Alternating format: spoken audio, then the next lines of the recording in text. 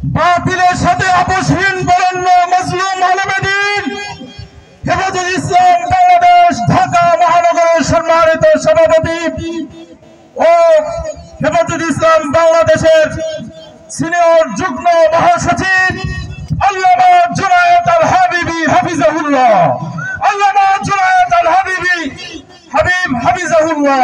নারায়ে তাকবীর, নারায়ে তাকবীর, আল্লাহু আকবার। আল কোরআনের আলো, আল হাদিসের আলো, হেফাজতুল ইসলাম বাংলাদেশ।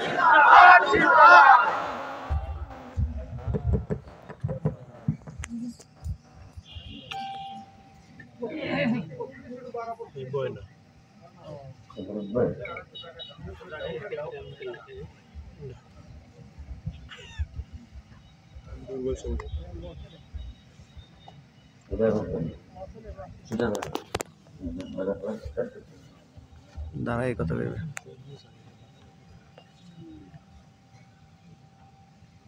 আসসালামু আলাইকুম ওয়া রাহমাতুল্লাহি ওয়া বারাকাতুহু। দরুদ শরীফ পড়ি আল্লাহুম্মা সাল্লি আলা মুহাম্মাদিন ওয়া আলা আলি মুহাম্মাদ কামা সাল্লাইতা আলা ইব্রাহিম ওয়া আলা আলি ইব্রাহিম ইন্নাকা হামিদুম মাজিদ। اللهم بارك على محمد وعلى آل محمد كما باركت على إبراهيم وعلى آل إبراهيم إنك حميد مجيد. إن الحمد لله وحده والصلاة والسلام على من لا نبي بعده. أعوذ بالله من الشيطان الرجيم. بسم الله الرحمن الرحيم. يرفع الله الذين آمنوا منكم والذين أوتوا العلم درجات. وقال تعالى إنا نحن نزلنا الذكر وإنا له لحافظون. وقال تعالى ورفعنا لك ذكرك. صدق الله العظيم. وقال رسول الله صلى الله عليه وسلم لا يؤمن أحدكم حتى أكون أحب إليه من والده وولده والناس أجمعين. وقال عليه الصلاة والسلام من أحب سنتي فقد أحبني ومن أحبني كان معي في الجنة أو كما قال عليه الصلاة والسلام. محترم صدر اجلاس মুআজ্জাজ হযরত উলামায়ে কেরাম, সমবেত বেরাদরান ইসলাম, বহু সংখ্যক মানুষের মধ্য থেকে বাছাই করে নির্বাচিত করে আজকের এই দিনে এই সময়ে আপনাদেরকে আল্লাহ পাক জান্নাতের বাগানের জন্য কবুল করেছেন। এখন যেখানে বসেছেন এই জায়গাটা জান্নাতের বাগান। দাম মনে হয় পটুয়াখালী ডিসি অফিস থেকে কম।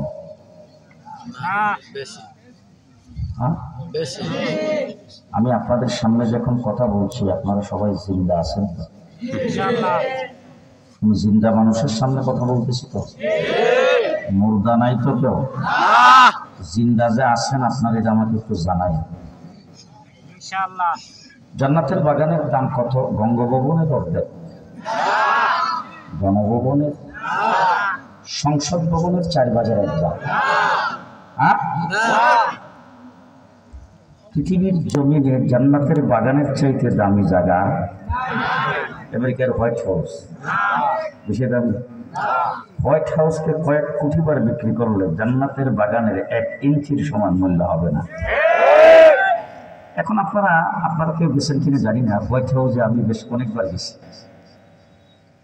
হোয়াইট হাউসের আশেপাশে বিশাল বড় পার্ক, সেখানে যে ঘোরাফেরা করেছি। আমি একদিন আমার এক বন্ধুকে জিজ্ঞেস করেছিলাম যে এটার ভিতরেও কি যাওয়া যায়? বলল যে হুজুর নিশ্চিদ্র নিরাপত্তা, চতুর্দিকে বাউন্ডারিটা এমন ভাবে দেওয়া ভিতরে ঢোকার মতো কোনো কায়দা নেই, রাস্তা করা আছে বিমানের রানওয়ের মতো, সেখানে যে দেখি এমন বড় বড় কবি। আমি জিজ্ঞেস করলাম এদের ভিতরে ঢুকে কি দিয়ে, কিছুক্ষণ দাঁড়ান তারপরে দেখবেন। কিছুক্ষণ দাঁড়ায় থাকার পরে দেখি একটা গাড়ি আসলো, অটোমেটিক ফিলারগুলি নিচের দিকে ঢুকে গেল, গাড়ি উপর দিয়ে চলে গেল। হোয়াইট হাউস পৃথিবীর সবচাইতে বেশি দামি, এই জন্য সবচাইতে বড় পাহারা। আমার বাংলাদেশের মধ্যে সবচাইতে দামি জায়গা হলো বঙ্গভবন, এই জন্য 23,000-এর প্রেসিডেন্ট গার্ড রেজিমেন্ট বাহিনী পাহারা। জান্নাতের বাগানের চাইতেও বেশি দাম, পাহারাটা কেমন হবে? আপনি যদি গণভবনের কাছে যান, বঙ্গভবনের কাছে যান, গণভবন তো এখন আর নাই, বঙ্গভবনের কাছে গেলে দেখবেন বাউন্ডারি ওয়ালের উপরে সেখানে দোতলার মধ্যে ঘর বানানো আছে। আর ওই জায়গায় গেলে দেখবেন যারা নিচে খাড়া আছে তারা ঠিক এই পজিশন, আর এই দোতলার উপরে যারা আছে তারা ঠিক হ্যাঁ। আজকে যদি আপনাদের এখানে যদি কোনো কারণে প্রেসিডেন্ট যদি আসে, এখানে আশেপাশে যত বিল্ডিং, বিল্ডিং এর ছাদের উপরও পুলিশ। যদি বিল্ডিং না থাকে বাঁশ দিয়া টাওয়ার বানায় হিডের উপরে পুলিশ। তার কারণ হলো তিনি সবচেয়ে দামি। ওনাকে শুধু নিচ থেকে পাহারা দিতে হবে না, উপরকে পাহারা দিতে হবে। আপনারা যারা জান্নাতের বাগানে এসেছেন আপনাদের কি ফেরেশতারা পাহারা দিচ্ছেন? কেমন ভাবে পাহারা দিচ্ছেন? আমার রাসূল বলেছেন, এটা ডক্টর ইউনূসের কথা না, হযরত মাওলানা আহসানুল্লাহ মাহমুদী সাহেবের কথা না, আর এই মাহমুদিয়া মাদ্রাসার বাজারপুর মাদ্রাসার মুহতামিম সাহেবের কথা না। আমার রাসূল বলেছেন একজন ফেরেশতার কাঁধে আরেকজন বসে জমিন থেকে আসমান। সুদূরে সুবহানাল্লাহ বলে সাইডে বাজার তো সেই ভিতরে আছেন, এখন খুশি না? যে জান্নাতের জায়গা দাম বেশি না কম? কত বেশি? যে সৃষ্টি জগতে আল্লাহ পাক যা কিছু সৃষ্টি করেছেন সবচাইতে বেশি দামি আল্লাহ মানুষকে বানিয়েছেন। আদম আলাইহিস সালাতু ওয়াস সালাম থেকে শুরু করে ঈসা আলাইহিস সালাম পর্যন্ত 1,24,000 নবী পৃথিবীতে আগমন করেছেন। সমস্ত নবীর উম্মতকে এক পাল্লায় ওঠান, আর এই উম্মতকে এক পাল্লায় ওঠান। আমার আল্লাহ পাক কোরআনে ঘোষণা করেছেন যত নবীর উম্মত পৃথিবীতে আসছে তারা সবাই সাধারণ উম্মত, আর তোমরা হলা কুনতুম খায়রা উম্মাতিন উখরিজাত লিন-নাস। সমস্ত উম্মতের মধ্যে তোমরা শ্রেষ্ঠ উম্মত। কি কারণে আমরা এই 5ই আগস্টে বিপ্লব ঘটাইছি? ডক্টর ইউনূস সাহেবের মতো ব্যক্তিকে আমরা উপদেষ্টা প্রধান বানাইছি এই জন্য। হাসিনারে 15 বছর ক্ষমতায় রাখছি এই কারণে। শেখ মুজিবুর রহমানের নেতা মানছি ভাষা আন্দোলন করেছি এই কারণে, আমরা বাঙালি এই কারণে, মুহাম্মদুর রাসূলুল্লাহ সাল্লাল্লাহু আলাইহি ওয়াসাল্লামের উম্মত হওয়ার কারণে। বিশ্ব নবীর উম্মত, নবী দামি আমরা ঘুমাইছিলাম, নবী দামি আমরা নবী দামি আমরা দামি। এবার নবী কেমন দামি আমি কিছু একটা কথা বলবো শুধু, কারণ রাসূল সাল্লাল্লাহু আলাইহি ওয়াসাল্লামকে দাম দিয়েছেন কে? কত দাম দিয়েছেন? কত যে দাম দিচ্ছেন। পৃথিবী কিয়ামত পর্যন্ত আমার রাসূলের গুণ কীর্তন লেখা হবে। পৃথিবীর যত ভাষা, সমস্ত ভাষায় যত সাহিত্যিক সৃষ্টি হবে সমস্ত সাহিত্যিকেরা লিখবে, মুফাসসিরিনে কেরাম বলবে, মুহাদ্দিসিনে কেরাম বলবে, ওয়াইজিনে কেরাম বলবে, মুকাররিরিনরা বলবে, সবাই বলতে থাকবে। কিয়ামত পর্যন্ত বলবে তবে আমার রাসূলের ইজ্জতের বর্ণনা শেষ হবে না, রাসূলের বরত্বের বর্ণনা শেষ হবে। চলছে চলবে, তার কারণ আল্লাহ পাক ঘোষণা করেছেন ওয়া রাফা'না আলাইকা যিকরাক, আমি আল্লাহ তাবারক ওয়া তাআলা আপনার জিকির, আপনার বরত্ব, আপনার আলোচনা আমি উঠতে উঠেছি। কে উঠেছে? কে? আল্লাহ। কয়েকটা কথা শুধু বলবো, কয়েকটা কথা। আমার নবীর মর্যাদা কত, তার বরত্ব কত। যত নবী আল্লাহ দুনিয়াতে পাঠায়, আমার কথা বাংলা ভাষা আপনারা বুঝতেছেন? যত নবী আল্লাহ দুনিয়াতে পাঠাইছেন সমস্ত নবীকে, যেই নবীকে যেই যাদের উম্মত বানাইয়া পৃথিবীতে পাঠাইছে, যেই যুগে প্রেরণ করেছেন সেই যুগের মধ্যে সেই উম্মতের মধ্যে নবী বেশি সুন্দর। বুঝাইতে পারি না, বুঝছেন? মুসা আলাইহিস সালাম যে যুগে আসছিল, মুসা আলাইহিস সালাম ওই যুগের মধ্যে সবচেয়ে বেশি। ইউসুফ আলাইহিস সালাম যে যুগে আসছিল, ইউসুফ আলাইহিস সালাম ওই যুগের মধ্যে সবচেয়ে বেশি। ইব্রাহিম আলাইহিস সালাম যে যুগে আসছিল, সেই যুগে উম্মতের মধ্যে ইব্রাহিম আলাইহিস সালাম সবচেয়ে বেশি। প্রত্যেক যুগে নবী যেই উম্মতের জন্য এসেছেন, যেই যুগে এসেছেন, সেই যুগে সেই উম্মতের মধ্যে নবী সবচেয়ে বেশি সুন্দর। আসেন দেখি অতীতে যত নবী পৃথিবীতে আগমন করেছেন, আদম থেকে ঈসা পর্যন্ত সমস্ত নবীকে আল্লাহ পাক 3 প্রকারের দায়িত্ব দিয়ে পাঠাইছেন।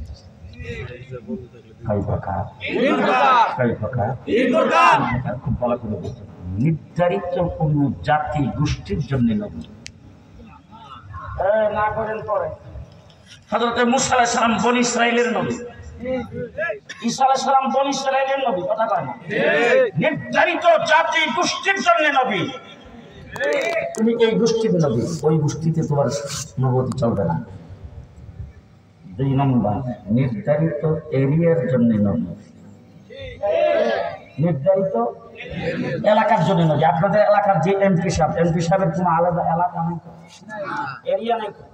এরিয়া আছে না? উপজেলা চেয়ারম্যানের এরিয়া আছে না? ইউনিয়ন পরিষদের চেয়ারম্যানের এরিয়া আছে না? নির্ধারিত এরিয়ার জন্য নবী। 3 নম্বর, নির্ধারিত টাইমের জন্য, নির্ধারিত সময়ের জন্য নবী। আদম থেকে ঈসা পর্যন্ত যত নবী আল্লাহ দুনিয়াতে প্রেরণ করেছেন, সমস্ত নবীকে আল্লাহ পাক নির্ধারিত তারিখ দিয়া, ডেট দিয়া পাঠাইছেন। বলেন ঠিক না ঠিক? তোমার জিজ্ঞেস করতেছে, আপনাদের বাজারে যে সমস্ত জিনিসপত্র বিক্রি করে, এগুলি প্যাকেটের উপরে ডেট নাই তো? আদার প্যাকেটে, ময়দার প্যাকেটে, দুধের প্যাকেটে, চিপসের প্যাকেটে, চানাচুরের প্যাকেটে, বিস্কিটের প্যাকেটে ডেট আছে না ভাই? আজকাল কিন্তু চাউলের প্যাকেটেও ডেট থাকে। এবার জিজ্ঞেস করতে চাই, যদি কোনোটা ডেট ফেল হয়ে যায়, বাজারে বিক্রি হইতো, যদি কোনো দোকানদার বিক্রি করে,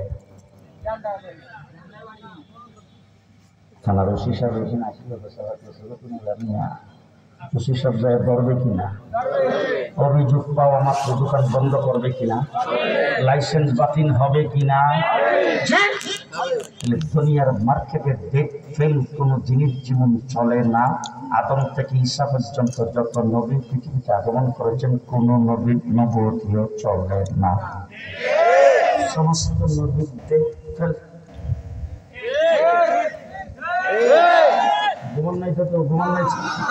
যত নবী আগমন করেছেন, সমস্ত নবীর ডেট।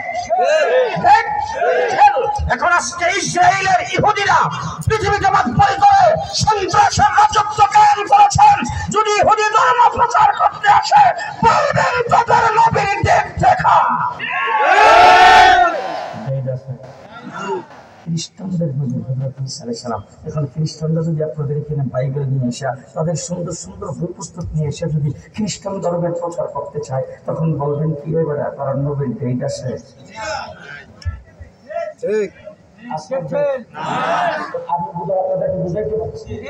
আদম থেকে ঈসা পর্যন্ত যত নবী পৃথিবীতে আগমন করেছেন, সমস্ত নবীকে আল্লাহ পাক নির্ধারিত ডেট দিয়ে পাঠাইছেন। সমস্ত নবীর ডেট। এবার শেষ কথা আমি আপনাদের কাছ থেকে শুনি, আমার ওয়াজ শেষ।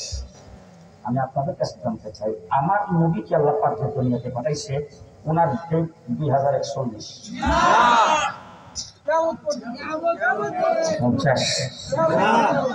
আমার রাসূলের ডেট জি। এখন আমি ব্যাখ্যা বিশ্লেষণের সময় নেই, শুধু একটা শব্দ দিয়ে বুঝাইতে চাই, যদি আপনারা ভালো করে মনে রাখতে পারবেন তো? আমার আল্লাহ হলেন রব্বুল আলামিন। আল্লাহ বলেন আল্লাহ রব্বুল আলামিন। আমার নবী হলেন রাহমাতুল লিল আলামিন। আল্লাহ পাকের রুবুবিয়ত যতদিন, আমার নবীর নবুয়তি ততদিন।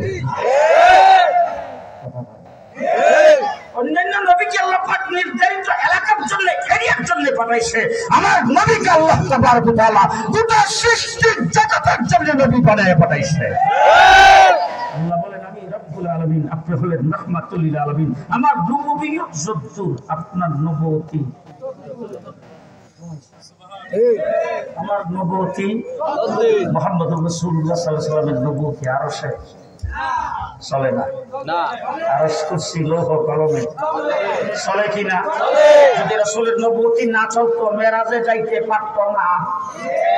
সিদরাতুল মুনতাহায় যাওয়ার পরে যেখানে জিবরাইল আমিন যাইতে পারে নাই, সেখানে আমার রাসূল গেছেন। রব্বুল আলামিনের রুবুবিয়ত যেখানে চলে, আমার নবীর নবুয়তি সেখানে চলে।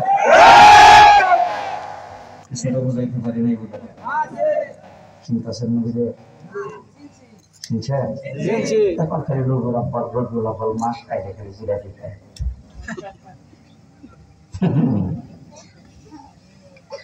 আরশ কুরসি লৌহ কলম আমার নবীর নবুয়তি চলে। আমার নবী গোটা সৃষ্টি জগতের নবী, আমার নবী পোকা মাকড়ের নবী, জন্তু জানোয়ারের নবী, জিন ফরিদ নবী, ফেরেশতাদের নবী, জিবরাইল আমিনের নবী, মিকাইলের নবী, ইসরাফিলের নবী, আজরাইলের নবী, জিন জাতির নবী, দরিয়ার মাছের নবী, পানির নবী, আগুনের নবী, বাতাসের নবী, আরশ কুরসি লৌহ কলম আসমান জমিনের নবী। গাছ-গাছালির নবী।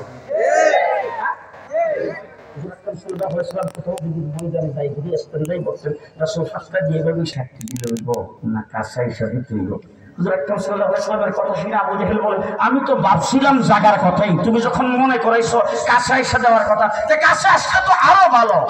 রাসূল এইভাবে হাত দিয়ে ইশারা দিয়েছেন, গাছ মাটি সহ রাসূলের পায়ের কাছে এসে রাসূলকে সালাম করে কালিমা পড়তে পড়তে জায়গায় চলে গেছে।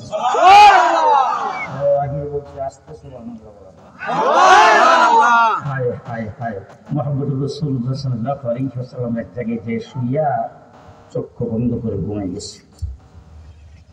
হযরতে জাবের রাদিয়াল্লাহু তাআলা রাসূল সাল্লাল্লাহু আলাইহি ওয়াসাল্লামের পাশে ছিলেন।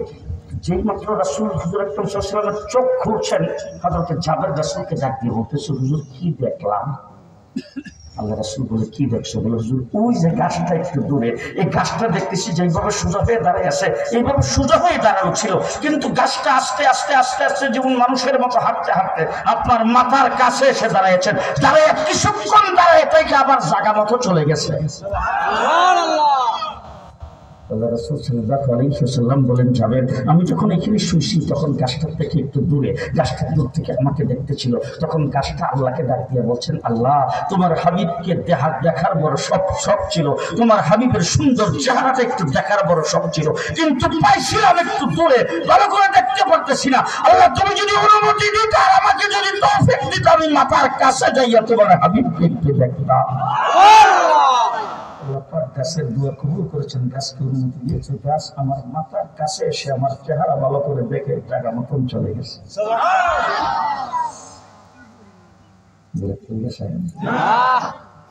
একজন সাহাবী রাসূল সাল্লাল্লাহু আলাইহি ওয়াসাল্লামের সামনে বসে একবার আসমানের দিকে তাকায়, আরেকবার জমিনের দিকে তাকায়। পাশের থেকে একজন সাহাবী ডাক দিয়ে জিজ্ঞাসা, রাসূলের সামনে বসে তুমি একবার উপরে তাকাও, আরেকবার নিচে তাকাও, এখন কি করতেছ? সাহাবী ডাক দিয়ে বলে, কথা কইছ না, আসমানের চন্দ্র দেখি, জমিনের চন্দ্র দেখি। সুবহানাল্লাহ।